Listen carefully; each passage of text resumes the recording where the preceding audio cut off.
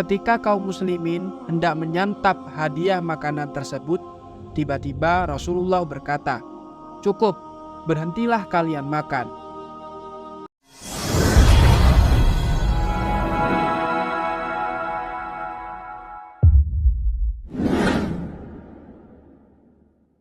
Assalamualaikum warahmatullahi wabarakatuh. Sahabat cerita iman yang Allah cintai, pernahkah kalian mendengar kisah tentang Rasulullah SAW diracun oleh seorang wanita? Nah, di video kali ini kami akan menceritakan sebuah kisah tentang seorang wanita yang berani meracuni makanan Rasulullah SAW. Kira-kira menurut sahabat cerita iman, bagaimanakah nasib dari wanita itu? Namun, sebelum menyimak kisah ini lebih lanjut, jangan lupa untuk like, komen, dan subscribe channel ini untuk mendapatkan pahala dari Allah Subhanahu wa Ta'ala.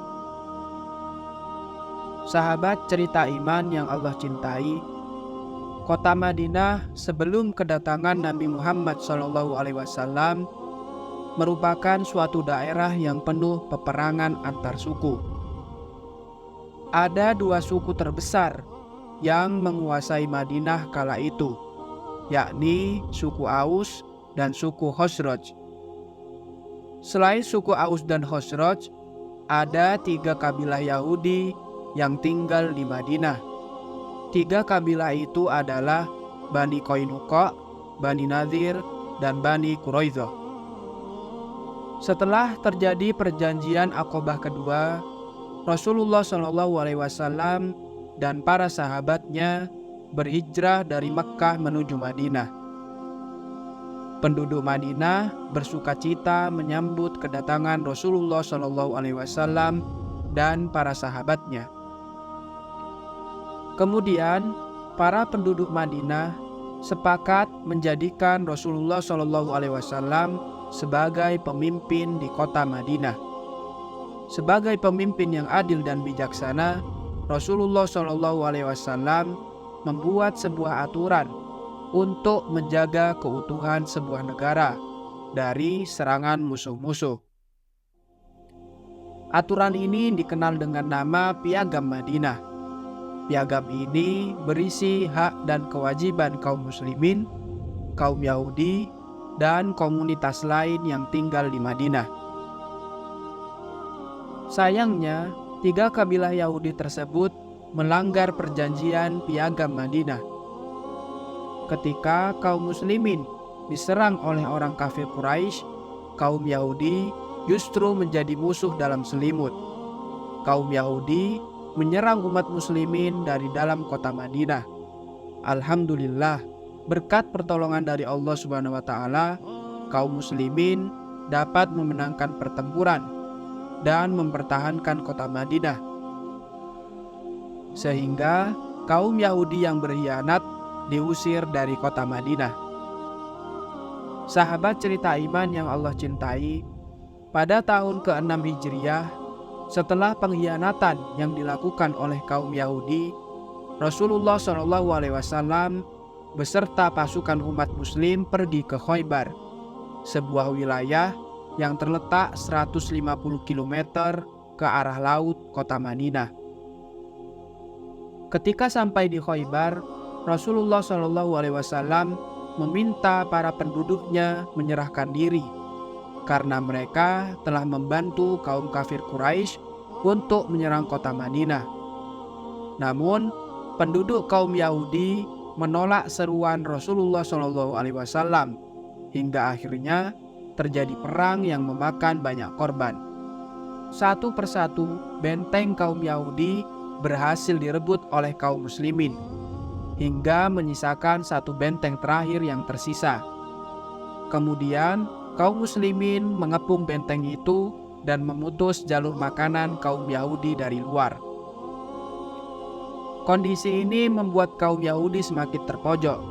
Melihat kaumnya yang menderita, akhirnya pemimpin Yahudi mengajukan perjanjian damai kepada kaum muslimin.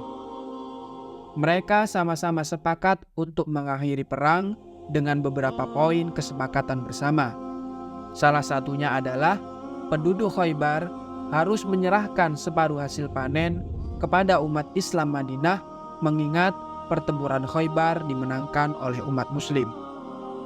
Sahabat cerita iman yang Allah cintai, perlahan-lahan Khaybar menjadi kota yang damai. Namun, ada beberapa penduduknya yang masih menyimpan sakit hati karena kekalahan perang. Zainab binti Al-Haris adalah salah satu wanita Yahudi yang tidak terima dengan hasil perang Khaybar. Untuk membalaskan sakit hatinya, ia mencari berbagai macam cara untuk membunuh Rasulullah SAW. Untuk menjalankan misinya itu, ia bertanya kepada salah seorang sahabat tentang makanan kesukaan Rasulullah SAW. Dan sahabat itu pun memberitahu bahwa Rasulullah SAW menyukai daging domba yang dipanggang. Setelah mengetahui makanan kesukaan Rasulullah, Zainab kemudian memasak hidangan domba panggang dan menaburinya dengan racun yang paling mematikan. Setelah sholat maghrib, saat Rasulullah SAW sedang duduk dengan para sahabatnya, Zainab bin Al-Haris menyuguhkan domba panggang yang telah dimasaknya itu kepada Rasulullah SAW. Awalnya Rasulullah SAW ragu untuk menerimanya. Namun Zainab meyakinkan bahwa domba panggang itu adalah hadiah, bukan sedekah. Mendengar hal itu, Rasulullah SAW menerima domba panggang tersebut tanpa ada kecurigaan sedikit pun. Kemudian Rasulullah SAW mempersilahkan para sahabatnya untuk makan bersama. Setelah semua makanan sudah siap untuk dimakan, Rasulullah mengambil daging yang sudah dipanggang itu dan memasukkan sebagian dagingnya ke dalam mulut, akan tetapi tidak langsung menelannya. Ketika kaum muslimin hendak menyantap hadiah makanan tersebut, tiba-tiba Rasulullah berkata, "Cukup, berhentilah kalian makan." Para sahabat menjadi heran dan bertanya, "Ada apa ya Rasulullah?" Rasulullah SAW diam sejenak dan bertanya kepada Zainab, wanita Yahudi yang menghadiahkan makanan itu kepada mereka, "Apakah kamu memberi racun di dalam makanan ini?" Wajah wanita Yahudi itu berubah menjadi pucat ketakutan. "Siapa yang telah memberitahumu ya Rasulullah?" "Paha domba ini yang telah memberitahuku jika engkau telah menaburi racun di dalamnya," jawab Rasulullah SAW. Akhirnya wanita Yahudi tersebut mengakui perbuatannya. Dia mengaku sakit hati karena kaum Yahudi kalah dalam peperangan melawan kaum muslimin. Mendengar pengakuan wanita Yahudi itu, para sahabat marah dan hendak membunuhnya. Akan tetapi Rasulullah SAW melarang mereka dan memaafkan perbuatan wanita tersebut. Namun, insiden domba panggang beracun itu telah menewaskan salah satu sahabat Rasulullah, yakni Bishr bin Al-Barra, yang terlanjur menelan daging domba panggang itu. Racun dalam peristiwa domba panggang ini memiliki efek jangka panjang terhadap kesehatan Rasulullah. Rasulullah merasakan sakit akibat racun dalam peristiwa Khaybar itu. Sebelum wafat, Rasulullah berkata, "Sekarang aku baru merasakan terputusnya urat nadiku karena racun yang ada di daging tersebut." Ada 3 riwayat yang menceritakan keadaan Zainab setelah insiden maut itu. Pertama, dalam Syarah Sahih Bukhari disebutkan wanita Yahudi itu masuk Islam. Zainab langsung mengucapkan 2 kalimat syahadat setelah menyaksikan langsung bahwa Nabi Muhammad adalah benar-benar utusan Allah. Kedua, dalam hadis riwayat Imam Muslim, wanita Yahudi itu dimaafkan. Para sahabat sangat marah dan berniat untuk membunuh Zainab binti Al-Haris karena telah membunuh Bishr bin Al-Barra dan membahayakan nyawa Rasulullah. Namun Rasulullah SAW melarang dan mencegah para sahabat untuk membunuh wanita Yahudi itu. Ketiga, ada juga yang meriwayatkan bahwa Rasulullah menerapkan hukuman kisos kepada Zainab binti Al-Haris karena telah membunuh Bishr bin Al-Barra. Jika dicermati lebih dalam, riwayat-riwayat tersebut tidaklah saling bertentangan, namun terjadi secara berurutan. Pada saat Bishr belum meninggal, Rasulullah memaafkan Zainab.